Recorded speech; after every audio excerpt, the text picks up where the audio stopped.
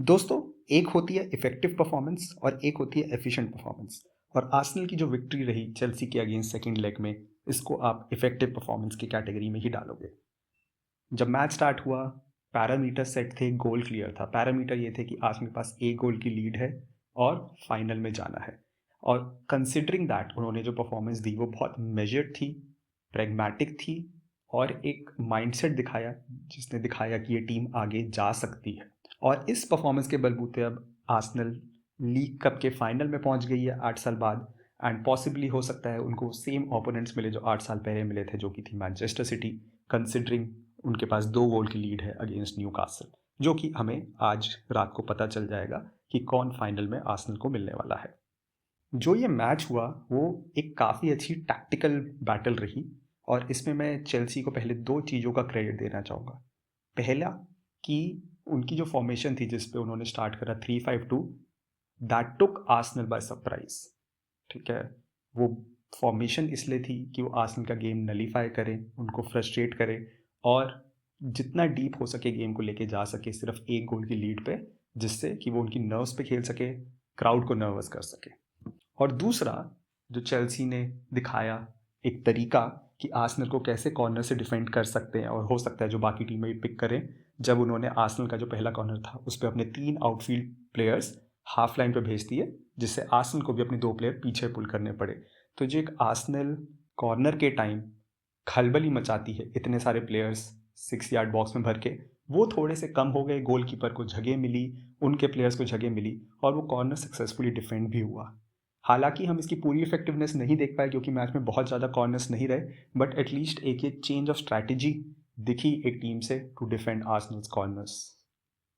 और बहुत टाइम ये होता है कि मैनेजर्स को क्रिटिसाइज किया जाता है कि they don't adapt to the opposition, वो अपनी अप्रोच चेंज नहीं करते।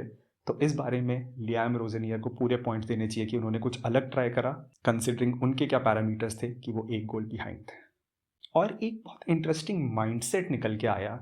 अगर आप देखेंगे लास्ट ईयर का जो चैंपियंस लीग का सेमीफाइनल था आर्सेनल पीएसजी का, उसमें भी आर्सेनल अपने आप को ऑलमोस्ट सिमिलर पोजीशन में थी जो इस टाइम पे चेल्सी थी। वो अपना होम लेग एक गोल से हारे थे और सेकेंड लेग में उन्हें एक गोल एक्स्ट्रा से जीतना था कि वो नेक्स्ट राउंड में जाएं।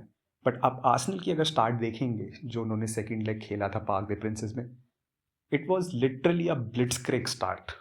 ठीक है, पीएसजी को सांस लेने का मौका नहीं दिया था उन्होंने पहले 25 मिनट। वो तो डोनारूमा के हीरोइक्स थे जिसकी वजह से आर्सेनल को गोल नहीं मिला और जो मैच की टाइड थी उनके फेवर में टर्न नहीं करी। बट आप उनकी अगर परफॉर्मेंस देखेंगे तो बहुत बहुत बहुत धांसू परफॉर्मेंस थी। उसके कंपैरिजन में जो चेल्सी की अप्रोच थी, वो चेल्सी की अप्रोच थी कि हमें आर्सेनल का गेम नलीफाई करना है, हम अटैक नहीं करेंगे पर उन्हें भी नहीं करने देंगे, हम उन्हें फ्रस्ट्रेट करेंगे। तो ये बहुत 2 कॉन्ट्रास्टिंग अप्रोच है। और ये भी दिखाते हैं कि दोनों टीम्स अपनी जर्नी में अभी किस सिचुएशन पे हैं, कितना उन्हें कॉन्फिडेंस है अपने प्लेयर्स पे, कितना उनके पास मोमेंटम है और वो किस तरीके से अपने सामने जो चुनौती है उसके पार पाना चाहती है।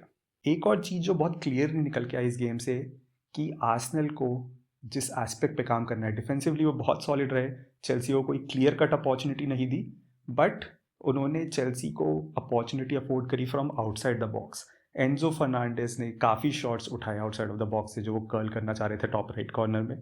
हालांकि कोई बहुत अच्छा शॉट नहीं लगा, बट अगर आप देखेंगे हम मैन्यू से क्यों हारे, 2 अच्छे शॉट थे और दोनों आउटसाइड द बॉक्स से थे। तो ये जो एक एरिया है आउटसाइड द बॉक्स का डिफेंड करने का जिससे आप शॉट रोके, उस पर काम करने की ज़रूरत है। और अब क्योंकि डेक्लेन राइस उस पोजीशन पे ज़्यादा खेलते हैं जुबीमेंडी से, तो उनका दायित्व बनता है कि वो ये शॉट्स रोकें, अपने अराउंड टीम को रैली करें। बट ये एक गैप है जो प्लग करना ज़रूरी है, बिकॉज हायर क्वालिटी के प्लेयर्स इसका फ़ायदा ज़रूर उठा सकते हैं। मैच की बात करें तो जैसा कि मैंने कहा, चेल्सी का सेटअप था फ्रस्ट्रेट करने के लिए। और आप देखेंगे हाफ एन आवर मार्क तक ये फ्रस्ट्रेशन थोड़ी सी क्रीप इन होने लग गई थी कि आर्सेनल उनके हाफ में पहुंच नहीं पा रही थी ज़्यादा, डिफेंडर्स और डीएम के बीच में गेम ज़्यादा चल रहा था। और 25 मिनट मार्क से वो थोड़ी सी फोर्स्ड बॉल्स डालने लगे जिसको चेल्सी इंटरसेप्ट कर पाई। हालांकि उसके बाद भी कंपोजर रहा, ऐसा नहीं है कि उन्होंने बहुत रिस्की बॉल्स खेली, पोजेशन बहुत ज़्यादा टर्नओवर हुई, बट एक फ्रस्ट्रेशन दिखी। और 34th मिनट में मार्टिनेली को एक चांस मिला जब वो थ्रू हो गए थे, बट वो अपने फीट सॉर्ट आउट नहीं कर पाए और टर्न पे मालो गुस्तो ने उन्हें डिफेंड कर लिया। 43 मिनट्स में जैसा मैंने कहा एंजो ने आउटसाइड ऑफ द बॉक्स से एक शॉट लिया, बहुत अच्छा शॉट नहीं था, टॉप राइट कॉर्नर में नहीं था, केपा उसको सेव कर पाए, बट हाँ शॉट्स अफोर्ड किए गए आउटसाइड ऑफ द बॉक्स से। 53rd मिनट में मिकेल आर्टेटा जो हमेशा एनिमेटेड रहते हैं, और आप सोच सकते हैं 53rd मिनट में 0-0 की वजह से उनके माइंड में क्या चल रहा होगा, येलो कार्ड उठाया उन्होंने, फोर्थ रेफरी के साथ थोड़ा आई थिंक सरकास्टिक कमेंट्स उन्होंने पास कर दिए थे। और मैं कहूँगा पूरे मैच का सबसे क्लियर अपॉर्चुनिटी जो आई गोल से पहले वो थी 76 मिनट में, जब गैब्रियल को एक फ्री बराबर हेडर मिला जो उन्होंने फार लेफ्ट कॉर्नर में डालने की कोशिश करी, बट कुकरेला बीच में आ गया, उनका मुंह बीच में आ गया और वो नहीं कर पाया, जिसकी वजह से 90th मिनट तक गेम गया 0-0 पे। हालांकि दाद देनी होगी स्टेडियम में फैंस की, प्लेयर्स की, उन्होंने बिल्कुल भी जो नर्वसनेस थी वो अपने गेम में नहीं आने दी, कंपोज्ड गेम खेला, चेल्सी को पॉकेट्स नहीं दिया और जब पोजीशन टर्नओवर हो सकती थी वो करी। एक और मौका 84th मिनट में आया जब एक पेनल्टी शॉट हुई मार्टिनेली की तरफ से, चालोवा ने उन पर टैकल लिया। अगेन अगर दी जाती पेनल्टी तो ओवरटर्न नहीं होती, बट क्योंकि ऑन फील्ड पेनल्टी नहीं दी गई तो वो VAR ने भी नहीं दी।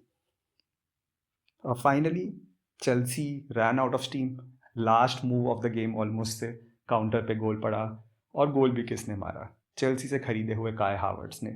और जैसे उनके लिए आर्सेनल फैन चैंट करते हैं 60 मिलियन डाउन द ड्रेन, काय Havertz score again, I am sure वो चैंट पूरे एमिरेट्स में गूंजी होगी जब उन्होंने अपनी फॉर्मर टीम के अगेंस्ट स्कोर करा। और ये एक अच्छा रिटर्न टू फॉर्म हो रहा है काय हावर्ट्स के लिए, उन्होंने कायरत के अगेंस्ट गोल मारा, चेल्सी के अगेंस्ट गोल मारा, तो उनका भी कॉन्फिडेंस बिल्ड होगा।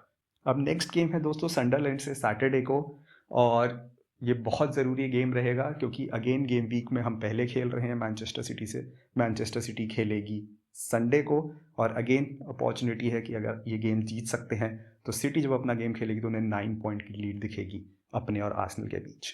एस्टन विला का किक ऑफ सेम टाइम पे है, तो एस्टन विला को इतना फ़र्क नहीं पड़ता, बट सिटी को प्रेशर में लाने के लिए हमें जीतना ज़रूर पड़ेगा। सनडरलैंड की फॉर्म ठीक रही है, अगर आप लास्ट 6 गेम देखेंगे प्रीमियर लीग में 8 पॉइंट्स लिए उन्होंने, 2 विन्स 2 ड्रॉज, बट वो 2 ड्रॉज उनके मैनचेस्टर सिटी और स्पर्स के अगेंस्ट थे। तो वॉचफुल होना पड़ेगा क्योंकि जब स्टेडियम ऑफ लाइट में भी ये मैच हुआ था आर्सेनल ने 2-1 लीड कर रही थी, बट एंड में ब्रॉबी ने गोल मार के 2-2 कर दिया था और आर्सेनल के 2 पॉइंट्स ड्रॉप हो गए थे। मैनचेस्टर सिटी खेलेगी संडे को, और आर्सेनल देख रही होगी एनफील्ड की तरफ एक फेवर के लिए आर्ने स्लॉट से कि क्या वो ड्रॉ या हरा सकते हैं मैनचेस्टर सिटी को। और मैनचेस्टर सिटी का गेम वेंसडे को न्यूकासल के अगेंस्ट कैसा जाता है उस पर बहुत डिपेंड करेगा कि वो किस स्टेट ऑफ माइंड में होगी। अभी Manchester City team of 2 halves हुई है। फर्स्ट हाफ बहुत अच्छा जैसे स्पर्स के अगेंस्ट भी था 2-0, बट सेकेंड हाफ में थोड़ा सा बिखर गए, 2-2 रहा। ऑल्दो पहला गोल जो सोलांके ने मारा वो कंट्रोवर्शियल था कि वो गोल देना चाहिए था कि नहीं, but fair play over the course of the season ये सब चीज़ें एवरेज आउट हो जाती हैं तो उस पर ज़्यादा बात नहीं करेंगे। बट अब नेक्स्ट जो टारगेट है वो सेट है, एमिरेट्स पे सनडरलैंड के अगेंस्ट 3 पॉइंट्स चाहिए। अच्छी बात ये रही कि स्क्वाड में कोई ज़्यादा इंजरी कंसर्न नहीं दिखाए इस गेम में। मिकेल मैरिनो आउट हो चुके हैं पॉसिबली पूरे सीज़न के लिए, कोई रिप्लेसमेंट नहीं आई एंड ऑफ ट्रांसफर विंडो से, तो ये जो स्क्वाड है इसी को अब एंड तक जाना है। और 2 प्लेयर्स ओडेगार्ड और साका मिसिंग थे, साका भी हिप इंजरी से रिकवर कर रहे हैं, बट कंसिडरिंग विंगर्स के लिए ट्रोसार्ड, मार्टिनेली, मैडवेके हैं, we should be able to manage without Saka. So let's go Gunners, please focus, we need that 9 point lead before City kick off. Best of luck.